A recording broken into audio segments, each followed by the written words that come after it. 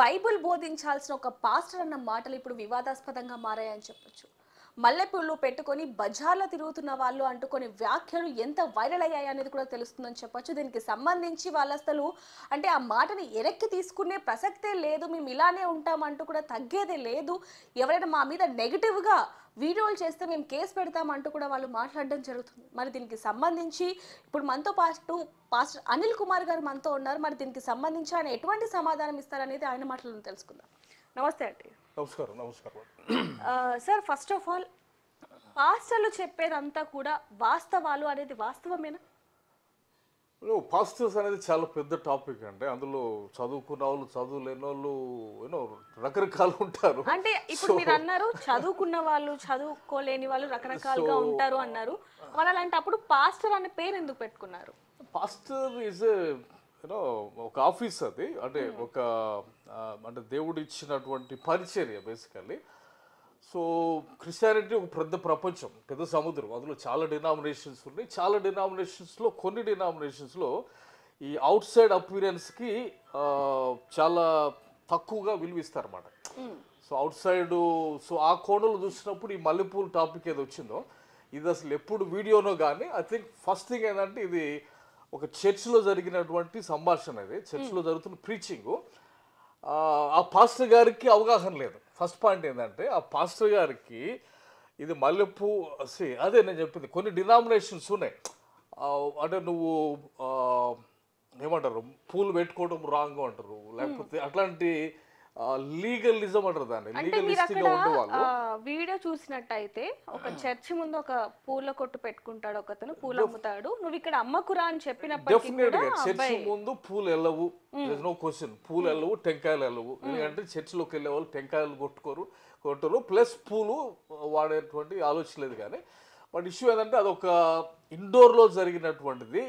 అది సనాతన ధర్మానికి ఆపాదించటము, లేకపోతే సనాతన ధర్మానికి సంబంధించిన దాని గురించి బయటకు వచ్చి మాట్లాడటం అనేది ఒక విధంగా మంచిదని చెప్తున్నా నేను. ఎందుకంటే చర్చెస్లో ఉన్న పాస్టర్స్కి మనం ఏ సొసైటీలో ఉన్నాము, మన అంటే మన కల్చర్ ఏంటి, అందులో రైట్ ఏంటి, రాంగ్ ఏంటి, plus what Bible is say, Bible ఏం చెప్తుంది అనేది ఖచ్చితంగా మనం తెలుసుకోవాలి. సో ఇక వేరే టాపిక్ ఏం లేదన్నట్టు వాళ్ళు పూలు అనేదాన్ని ఒక పెద్ద ఇష్యూ చేసి పాస్టర్ శాలేం రాజు మాట్లాడినా కానీ సొసైటీలో 100 మిలియన్ ఇష్యూస్ ఉన్నాయి. ఒక చర్చి కానీ ఒక సంఘం కానీ అడ్రస్ చేయాల్సినవి వాళ్ళ ఊరిలో చాలా ఇష్యూస్ ఉంటాయి.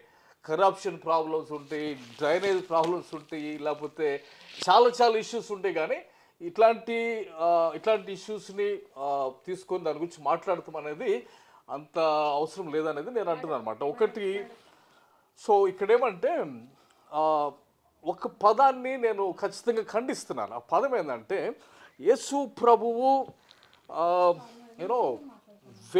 అంటే వేశ్యల్ని, దొంగల్ని కించపరిచినట్టుగా ఎక్కడ మాట్లాడు యేసు ప్రభు. సో చర్చి అటువంటి దృక్పథం ఎప్పుడు తెచ్చుకుందో నాకైతే అర్థం కావట్లేదు. యేసు ప్రభు వేశ్యల్ని ఏమంటారు మార్చి సొసైటీలో మంచి ఇదిగా తయారు చేశాడు. సో బజారు మనుషులు అంటాం కానీ, లేకపోతే పూలు వేసుకున్న వాళ్ళు బజారు వాళ్ళు అనేది ఒక పెద్ద తప్పనే చెప్పాలి. అంటే అది ఆ పాస్టర్ యొక్క దృక్పథం అయి ఉండొచ్చు, ఆలోచన విధానం. కానీ అట్లాంటి వాళ్ళు ఉన్నారు ఖచ్చితంగా. కానీ ఇక్కడ మనం చూడాల్సింది ఏంటంటే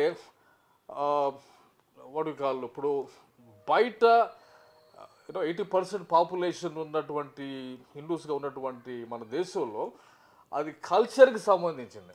అంటే ఇప్పుడు అనేది అందరూ లేడీస్లో అందరూ పూలు అంటే పెట్టుకుంటారు. సార్ మామూలుగా మనం చూసుకుంటే క్రిస్టియన్, హిందూ, ముస్లిం అనే భేదం లేకుండా అందరూ కూడా పూలు అనేది ఒక కల్చరల్ సంబంధించింది, ఇండియన్ కల్చర్ కి సంబంధించింది. అది దాన్ని ఒక బజార్కి సంబంధించినటువంటి ఏమంటారు దిగువ స్థాయికి వెళ్ళి కామెంట్ చేయటం అనేది పాస్టర్గా తగదు ఆ స్థాయిలో అనేది నేను చెప్తున్నాను. There are other issues, there are so many other issues to talk. కానీ మనం అంత దిగువ స్థాయిలోకి వెళ్ళి, ఎందుకంటే ఇంత పెద్ద దేశంలో అదొక కల్చరల్ పార్ట్గా ఉన్నప్పుడు ఐ థింక్ దాన్ని అటువంటి బజారు అనే పదం ఇదేమి ఇప్పుడు ఫస్ట్ టైం కాదు కాబట్టి ఇంతకు ముందు కూడా అనేక సార్లు ఇలాంటి వ్యాఖ్యలు చేసిన పరిస్థితి కనిపిస్తుంది. మరి మీరు ఒక పాస్టర్ గా ఏ విధంగా ఖండిస్తున్నారు? That's what it is. ఇక్కడేమంటే అవుట్ సైడ్ అపియరెన్స్కి ఇప్పుడు చర్చిలకి వెళ్ళే వాళ్ళు ఇట్లా ఉండాలా అట్లా ఉండాలా అంటే బైబుల్ ఏం చెప్తుంది వదిలేసేసి వీళ్ళు బైబుల్ పక్కన పెట్టి చాలా చర్చెస్లో గాజులు తీసేయాలా లేకపోతే ఇట్లాంటివి కల్చర్ సంబంధించినవి చాలా సంవత్సరాల నుంచి నడుస్తున్నవి. సో వాటిని ఖచ్చితంగా మనము మాట్లాడాలా. ఇటువంటి చర్చకి రావటం మంచిది అని అంటున్నాను. అప్పుడన్నా బైబిల్లోకి వెళ్ళి ఇప్పుడు మాట్లాడతారు. మీరు ఏమన్నారు, దీనికి సంబంధించి మాట్లాడాలి అంటున్నారు, కానీ ఈ పాస్టర్ కి సంబంధించి ఇప్పుడు వరకు ఎవ్వరు కూడా మాట్లాడని పరిస్థితి కనిపిస్తుంది. ఒక రకంగా చూసుకుంటే మేము చాలా మందితో మాట్లాడడం జరిగింది, అయినా కూడా మేము మాట్లాడలేము, ఎందుకంటే ఒక పాస్టర్ గురించి మేము ఎలా మాట్లాడతామని చెప్తున్నారు. ఇప్పుడు నేను ఎందుకు అడుగుతున్నాను అంటే ప్రవీణ్ పగడాల గారి గురించి కానీ లేకపోతే ఏ పాస్టర్కి అయినా సరే అన్యాయం జరిగితే ముందుండే పాస్టర్స్ మరి ఇప్పుడు ఈ విషయంలో ఎందుకని ముందుకు రావట్లేదు అంటారు? ఖచ్చితంగా మాట్లాడాలి. పాస్టరు అతీతుడు కాదు. క్రిస్టియానిటీలో అతీతమైంది ఏంటంటే క్రిస్టియానిటీలో ప్రతి క్రైస్తవుడు లోబడాల్సింది వాక్యానికి, పాస్టర్ గారికి కాదు. సో పాస్టర్ గారు తప్పు చేసినప్పుడు పాస్టర్ గారిని కూడా ఖండించాలి. It's no question at all. So అట్లాంటి టైంలో మనము ఇట్లాంటి విషయాలు మాట్లాడాల్సిందే ఖచ్చితంగా. ప్రవీణ్ పగడాల విషయంలో కూడా. సో నేను అంటే ఇప్పుడు ఆయన పేరు తీయడానికి గల కారణం కూడా అప్పుడు అందరూ కూడా ఐక్యమై మాట్లాడడం జరిగింది. మరి ఇప్పుడు మాత్రం ఎవరు కూడా మాట్లాడే పరిస్థితి కనిపిస్తుంది. మరి దీన్ని మీరు ఏ విధంగా ఖండిస్తారు ఒక పాస్టర్ గా? సో ఇక్కడ సింపుల్ అండి. ఇక్కడ ఏమంటే ఇది ఒక ఉమెన్ సంబంధించిన ఇష్యూ. ఇది ఓకే, ఒక కల్చర్కి సంబంధించిన ఇష్యూ. ఇది హిందూ మతానికి సనాతన మతానికి కూడా సంబంధించిన ఇష్యూ అవుతుంది ఇంటర్నల్లీ. బికాజ్ ఆ కల్చర్లోనే పూలు పెట్టుకోవటం ఉంది కాబట్టి ఆ కల్చరు ఆ పాపులేషనే ఇండియాలో డామినేట్ చేస్తుంది కాబట్టి సో పూలు పెట్టుకున్న వాళ్ళందరూ బజారు వాళ్ళు అనేటువంటి విధంగా హిందూ కమ్యూనిటీ దీన్ని అపార్థం చేసుకుంటుంది. సో దానికి ఖచ్చితంగా ఆయన మైండ్లో పూలు పెట్టుకుంటే అదే అంటుంది క్రైస్తవత్తులు ఉన్నటువంటి ఒక దరిద్రమైన చిన్న క్వశ్చన్ అంటే క్రిస్టియన్స్ అసలు పూలు పెట్టుకోరా? See, when you go to the Bible ఏంటంటే it is not about what you are outside, it's what you are inside. నీ ఇంటర్నల్ క్వాలిటీస్ ఏంటి, నీ ఇంటర్నల్ క్యారెక్టరిస్టిక్స్ ఏంటి, వీటికి ప్రాధాన్యత ఇస్తుంది. యూనో ఇయర్ రింగ్స్ పెట్టుకొని ట్యాటూలు వేసుకొని చాలా గాడ్లీగా ఉండేవాళ్ళు ఉన్నారు. అట్లాంటి వాళ్ళు ఇండియాలో తీసుకొస్తే అదే అంటుంది ఇండియన్ చర్చ్ అనగానే ఇండియాలో ఉన్న చర్చి లేకపోతే ఆఫ్రికాలో ఉన్న చర్చ్ మాత్రం చూడకూడదు, గ్లోబల్ గా ఉన్న చర్చిని చూడాలి మనం. మామూలుగా క్రిస్టియన్స్ పూలు పెట్టుకుంటారా పెట్టుకోరా? Say yes or no sir. పూలు పెట్టుకునే వాళ్ళు ఉంటారు, పూలు పెట్టుకోని వాళ్ళు ఉంటారు. అది ఒక పెద్ద ఇష్యూ కాదు అక్కడ. I buy flowers for my wife. As a Christian I buy flowers for my wife. There is nothing wrong in that. కొన్ని డినామినేషన్స్ లో దాన్ని ఒక సిద్ధాంత పరంగా దాన్ని ఒక పెద్ద స్థాయిలోనికి తీసుకెళ్ళి వీటికి ఎక్కువ ప్రాధాన్యతలు ఇచ్చి మెయిన్ ఫోకస్ని పక్కన పెట్టి యేసు ప్రభు చెప్పింది సొసైటీకి మనం వెలుగుగా ఉండాలి, సొసైటీకి మనం బ్లెస్సింగ్గా ఉండాలి, ఇవి మాట్లాడారు. అంటే there are many other things. అవి వదిలిపెట్టేసి పూలు పెట్టుకోవాలా పూలు పెట్టుకోకూడదా, పూలు పెట్టుకున్న వాళ్ళందరూ బజారోళ్ళు, అది చాలా తప్పు అవుతుంది.